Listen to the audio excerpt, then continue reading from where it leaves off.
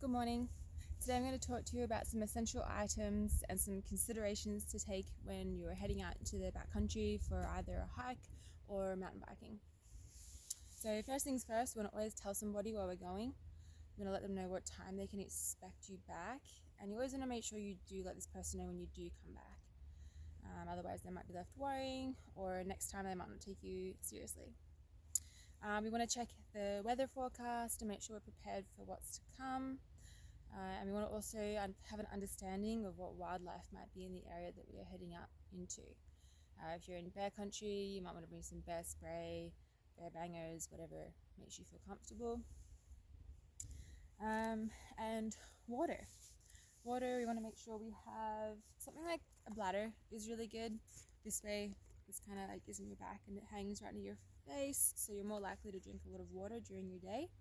Versus if you just had a water bottle in your backpack, you're less likely to stop and take a sip as much as you probably need to when you're out there. With water, it's also not a bad idea to have some kind of source to filter your water if you run out and you're in the case of emergency and you're spending a night, you need more water. Something I like to bring a platypus, so it's like a little filtration system. It works with gravity. I can find a nice stream running water and I can filter my water that way, and then I have something to get me through. Food. We want to make sure we always have a lot of food. It's always a good idea to pack more than what you think. I like to always do at least one more meal.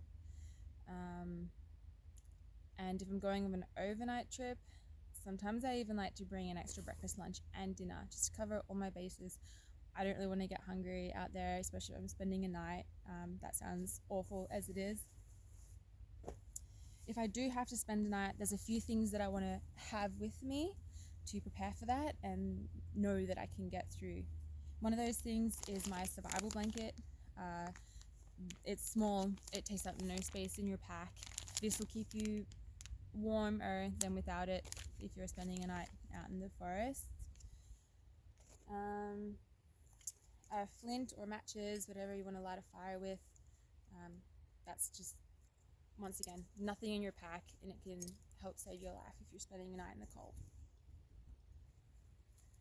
Another handy tool is I like to use my Leatherman multi-tool. This has I think it has like 22 or something different things. It can help me repair my pack, or it has a knife if I need to cut something. It's even got scissors. That's just super handy. A little bit heavy, but it's worth it for me. I can just put that on my belt strap and keep it right on my side there.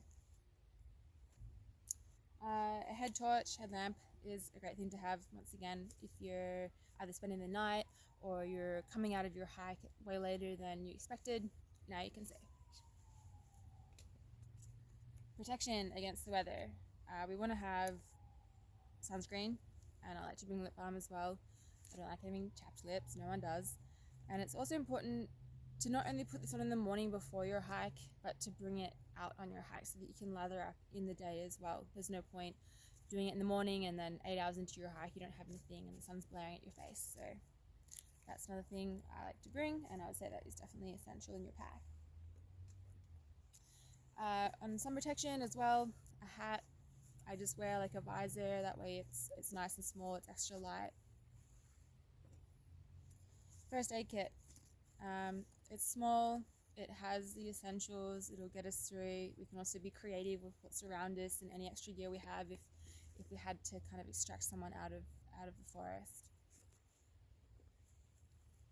And if we get lost, it's always handy to have a map and a compass, and it's great to take the time and have at least a basic understanding of how to use this so that you can find where you are out there and you can locate something that you want to walk towards and how to get yourself there.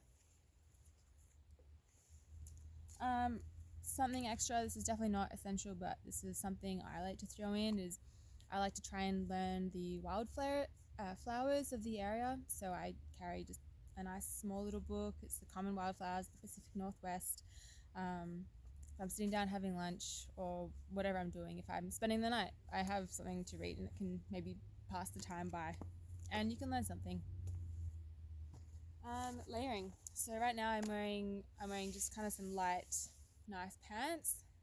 They're breathable, and I have excuse me, just a t-shirt on. I have a fleece, and I will also carry my pack. I have some extra things like a toque and some gloves, and an extra pair of socks and my puffy jacket. That's one thing that I probably won't wear at all, but it's there once again if I spend the night.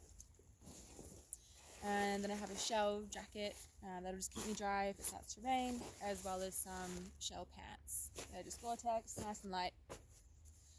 A nice pair of hiking boots is very important. I like to have ones that are quite high so I get that extra heel support. And what else can I tell you?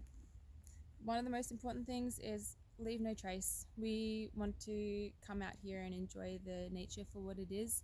I don't want to come and find a beautiful spot in the forest and see garbage from the last people that were here.